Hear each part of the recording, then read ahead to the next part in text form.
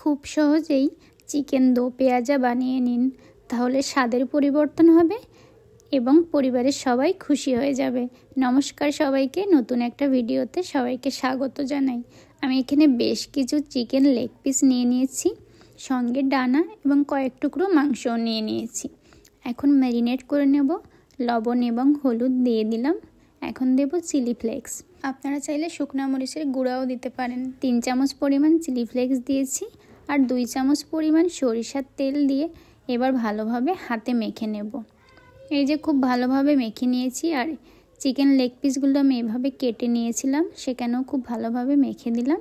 এখন ঢাকা দিয়ে রেখে দেব আধা ঘন্টার জন্য রেস্টে। কড়াইয়ে রান্নার জন্য পর্যাপ্ত পরিমাণ তেল দিয়ে দিয়েছি আর ফোড়নে দিলাম দারচিনি, এলাচি এবং 1 চিমটি পরিমাণ জিরা। এগুলো ভালোভাবে ফোড়ন দিয়ে নেব। কালারটা চেঞ্জ হয়ে গেছে, তার উপর দিয়ে দিলাম কুচি করে রাখা পেঁয়াজ। আমি এখানে মিডিয়াম সাইজের 2টা পেঁয়াজ নিয়েছি। আপনারা চাইলে কিন্তু এটা পেস্ট করেও দিতে পারেন। একটু নরম নরম করে ভাজি করে নিলাম। তারপর 2 চামচ পরিমাণ দিয়ে দিলাম আদা রসুন বাটা আর 4 চামচ পরিমাণ দেব শুকনো মরিচের পেস্ট। আপনারা ঝালটা অবশ্যই আপনাদের স্বাদ মতো দিবেন। নেড়ে চেড়ে খুব ভালোভাবে মিশিয়ে নেব আর চুলার আঁচটা এই সময় অবশ্যই মিডিয়ামে রাখতে হবে। এখন অল্প পরিমাণ হলুদ এবং লবণ অ্যাড করে দেব। যেহেতু ম্যারিনেট করার সময় আমি পর্যাপ্ত পরিমাণ লবণ হলুদ দিয়েছিলাম। একটু নেড়ে চেড়ে মিশিয়ে নিলাম।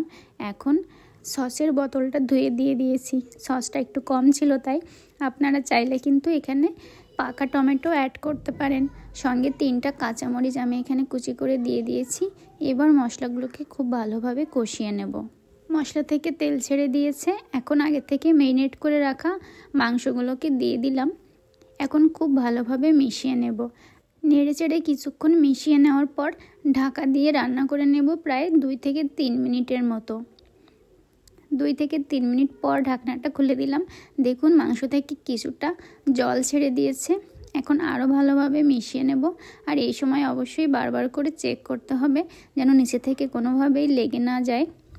এই পর্যায়ে আমি এখানে দিয়ে দেব 4 টেবিল চামচ পরিমাণ টক দই। আর এই চিকেন দো পেঁয়াজায় টক দই কিন্তু অবশ্যই দিতে হবে। তবে টক দই দেওয়ার সময় চুলার আঁচটা একদম লো করে দেবেন। আমি লো করে দিতে ভুলে গেছিলাম, সে কারণে দেখুন টক দইগুলো একটু দলা পাকিয়ে গেছে। অবশ্য ভালোভাবে আমি নেড়ে চেড়ে এটাকে মিশিয়ে নেব। আপনারা যদি দই দেওয়ার সময় একটু লো করে দেন চুলার আঁচটা, তাহলে কিন্তু এরকম আর দলা পাকাবে না। যাই হোক, আমার ভুল হয়ে গেছে। এখন ঢাকা দিয়ে আমি বেশ কিছুক্ষণ রান্না করে নেব। আর এরকম মাঝে মাঝে ঢাকনাটা খুলে একটু নেড়ে চেড়ে দিয়ে নেব। 4টা আস্ত রসুন দিয়ে দিলাম, কারণ মাংসের ভিতরে রসুনটা আমরা খুবই পছন্দ করি। আর এইভাবে নেড়ে চেড়ে বেশ কিছুক্ষণ মিশিয়ে নেওয়ার পর আমি এখানে পর্যাপ্ত পরিমাণ জল দিয়ে দেব। চিকেন যেহেতু খুব তাড়াতাড়ি কুক হয়ে যায়, তাই খুব বেশি জল দেওয়ার প্রয়োজন হবে না। আমি এখানে পরিমাণ মতো জল দিয়ে দিয়েছি। এখন নেড়ে চেড়ে খুব ভালোভাবে মিশিয়ে নেব। আর এই যে কড়াইয়ের 4 সাইডে লেগে যায়, এগুলোকে খুব ভালোভাবে আমি কেকে দিয়ে দিলাম। আর এই মশলাটা না দিলে হয় কি, পুড়ে যায়। এই কারণে যদি আপনি এভাবে খুন্তি দিয়ে খুব ভালোভাবে ঝোলের সঙ্গে মিশিয়ে দিতে পারেন, তাহলে মশলাটা কিন্তু আর নষ্ট হবে না। তো আমি ভালোভাবে মিশিয়ে নিলাম। এবার ঢাকা দিয়ে হাই হিটে রান্না করে নেব বেশ কিছুটা সময়। মাঝে মাঝে এরকম ঢাকনাটা খুলে দিয়ে একটু দেখে নিচ্ছি আর একটু নেড়ে চেড়ে দিয়ে নিচ্ছি, যেন নিচের থেকে কোনোভাবেই লেগে না যায়। আর নিচে লেগে গেলে তো পুড়ে যাবে, আর পুড়ে গেলে সেটা খেতে একদমই ভালো লাগবে না। এভাবে বেশ কিছুক্ষণ হাই হিটে রান্না করে নেব আর বারবার এভাবে নেড়ে চেড়ে দিয়ে নেব। এখন ঝোলটা কমতে শুরু করেছে, তো আমি এভাবেই ঢাকা দিয়ে রান্না করে নিয়েছিলাম। দেখুন এখন কিন্তু কালারটা অনেকটাই চেঞ্জ হয়ে গেছে আর ঝোলটাও অনেকটা কমে গেছে। এখন বারবার করে নেড়ে চেড়ে দিতে হবে। এই পর্যায়ে আমি দিয়ে দেব একটা স্পেশাল মশলা। আমি এখানে গরম মশলা, জিরা, ধনিয়া এবং কয়েকটা শুকনো মরিচ ভাজি করে গুঁড়ো করে নিয়েছি। আর এই মশলাটা যে কোনো মাংস রান্নার ক্ষেত্রে দিলে স্বাদটা অনেক বেশি ভালো হবে। তো এভাবে নেড়ে চেড়ে মিশিয়ে নিলাম।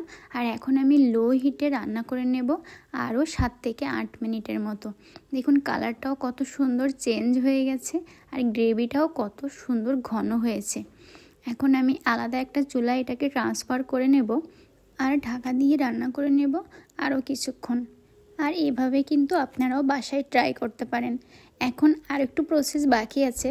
আমি অন্য একটা কড়াইয়ে 1 চামচ পরিমাণ ঘি নিয়েছি। তার ভিতরে দিয়ে দিলাম 1 চিমটি পরিমাণ মৌরি। এখন দিয়ে দেব আগে থেকে ভালোভাবে কেটে ধুয়ে পরিষ্কার করে রাখা পেঁয়াজ এবং কাঁচামরিচ। আর চিকেন দো পেঁয়াজার জন্য কিন্তু পেঁয়াজগুলো এভাবেই কাটতে হয়, মাঝখান থেকে কেটে জাস্ট একটা একটা করে পর্দা খুলে নিলেই কিন্তু হয়ে যাবে। আর আমি এখানে কাঁচামরিচগুলো একটু ফালি করে দিয়েছি। এটা আমি 1 থেকে 1.5 মিনিটের মতো ভাজি করে নেব। জাস্ট কাঁচা গন্ধটা চলে যাবে এবং কালারটা একটু চেঞ্জ হয়ে যাবে, ঠিক এরকম। এখন চুলার আঁচটা আমি অফ করে দিলাম। এখন চিকেনের ভিতরে এই যে পেঁয়াজ এবং কাঁচামরিচগুলো দিয়ে দেব। একটু নেড়েচেড়ে ভালোভাবে মিশিয়ে নিতে হবে। আর চুলার আঁচটা কিন্তু একদম লো রেখেছি। নেড়েচেড়ে খুব ভালোভাবে মিশিয়ে নেব। এভাবে বাসায় চিকেন দো পেঁয়াজা রান্না করলে সেটা কিন্তু অনেক টেস্টি হয়। সাধারণত আমরা যেভাবে চিকেন রান্না করি এক রকমের রান্না বারবার খেতে খেতে সবাই কিন্তু বোর হয়ে যায়। তো মাঝে মাঝে যদি স্বাদের একটু পরিবর্তন আনা যায় তাহলে সেটা সবার জন্যই ভালো লাগে এবং রাঁধুনিও একটু প্রশংসা পায়। আর এভাবে কিন্তু আপনারাও বাসায় খুব সহজেই চিকেন দো পেঁয়াজা বানিয়ে নিতে পারেন। খুবই ইজি রেসিপি আর অনেক টেস্টিও হয়। তো আমার চিকেন দো পেঁয়াজা একদম রেডি হয়ে গেছে, এখন নামিয়ে দেব। তো আমার রেসিপিটা আপনাদের কেমন লেগেছে কমেন্ট করে জানাবেন। আর যদি ভালো লাগে থাকে তাহলে লাইক কমেন্ট শেয়ার করতে পারেন। আজকের মতো এখানেই শেষ করছি। সবাই অনেক অনেক ভালো থাকবেন, সুস্থ থাকবেন। নমস্কার।